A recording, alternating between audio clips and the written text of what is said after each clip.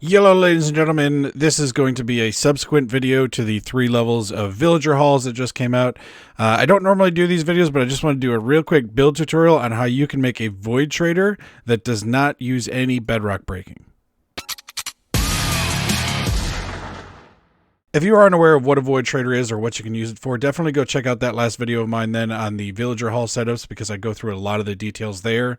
The TLDR version is you can trade infinitely with the same villager without him locking his trade.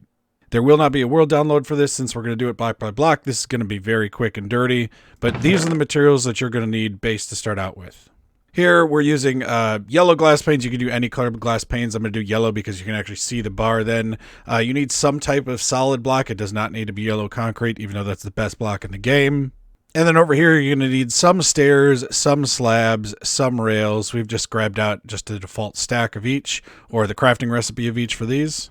And then obviously your villager. If you want to set up a hall with this too, bring 2 villagers to the end and then get them to go through. We are going to do this with the station at the main end island and the trading out in the void, just to protect against if any players come over to the end island to do something. You can absolutely put your trading over here, so put a villager breeder and a hall over there and call them over here. You just switch the operation of what we're going to be doing in the tutorial. So I'm going to grab my materials and we're going to start building. You may also want to bring some scaffolding with you if you don't want to scaffold with other blocks, but you don't need any scaffolding for this build. Step 1, get a stairway up to your gateway. We're now at the same Y level of the bedrock that is right below the gateway. And now we're going to do bottom half slabs to get us a path there. And now we have a safe little platform. Once you've got your safety platform, put down another block so you have a solid face top block there. Put down a trapdoor on the bottom half of that bedrock. Open it, step in, and we can go through our portal. And now we want to get back up to that gateway that we just got teleported under. And then we want to change directions we're facing. So now we're looking south. You can see in the top left there. And we'll put a block on that south side. Now we need to add in a few blocks so that we can make sure that it's safe for the villager to come through. So I'm just going to knock this out of the way. And we're going to put down a couple of blocks here. And what's going to happen is the villager is going to come out in this area then. Now I can return back and get ready to send the villager through. So I'm going to put a trapdoor there, open it, close it, walk through. And then whether you minecart the villager from the main platform or you workstation pull him up here, then put him in their minecart, doesn't matter. We just need a little bit of minecart rail for him to get into. So I'm going to put that there, get my rails out. I'm going to power them. And then we just need to send that villager through the portal. He is going to take a point of damage because he's going to suffocate real quick in that bedrock. He's going to be fine on the other side though. He will heal up after we level him up. So we can head back and go meet him over there. And we can see that pushed him out onto these concrete blocks here. So I can step out to the side and there.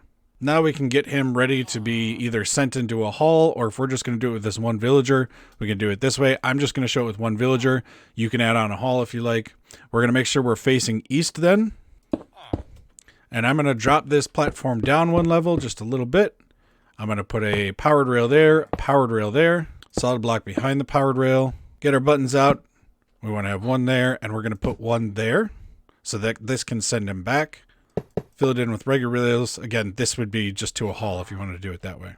And then I'm just going to hop back up here, and I am going to push him onto the rail, send him back, and now he's ready to load. Again, if you're not doing the hall, give him a workstation now. We want to take one of our glass panes and put it above this powered rail. We're going to use that to control the water later on. And then we need to break out all the extra solid blocks at this level. So I'm going to come stand on my main block right here and punch out these. So now at this same Y level, this is the only solid block we have. I'm going to get at my trapdoors. I like to use iron trapdoors because that means that you don't actually have to worry about accidentally opening those and falling through. And then we're going to make a shape that goes around this block to hold the water in.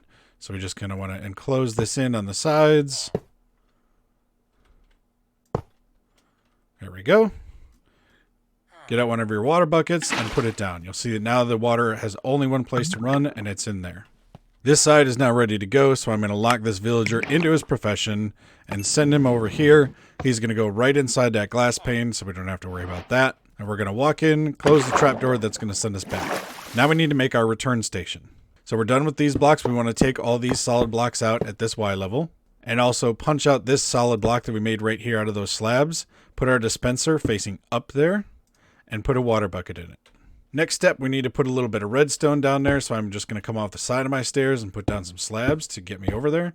I want to punch out any slabs over here so that we're going to have visibility over there. You want to put down your barrel so that it is just at the same level as that bottom bedrock, but just offset from this corner. Put an observer facing into the barrel. Put either a slab or a solid block there, right behind the observer. Put a piece of redstone there, and put your target block underneath that dispenser. Now that we're back up here, we need to seal this off. So at the same level of the gateway, we're going to put the bottom half slabs, again in this L shape. But over here, what I'm going to do is I'm going to take my glass panes and my fence. I'm going to put down a fence here and a glass pane here so that those don't connect. So when we get down inside of here, we can see that barrel. And then if you want to make sure that no Endermen teleport to it, let's put some slabs just on top of there so that they can't teleport to that barrel and scare the crap out of us. With that all built, we are now done. I'm going to grab some emeralds, clear out my inventory just to show this, and I'm ready to go. So I'm going to stand on top of the dispenser, close the trapdoor. I'm going to look to the east, and I'm going to open that barrel. All I need to do is right-click it and take my finger off the mouse. So now we need to practice on right-clicking that villager as we go through the portal. So once again, right-click the barrel, and then right-click the villager. We need to wait until that villager is no longer here. We see everything load up here. Now I can trade with him and trade him out. Exit, look at the barrel. Same thing.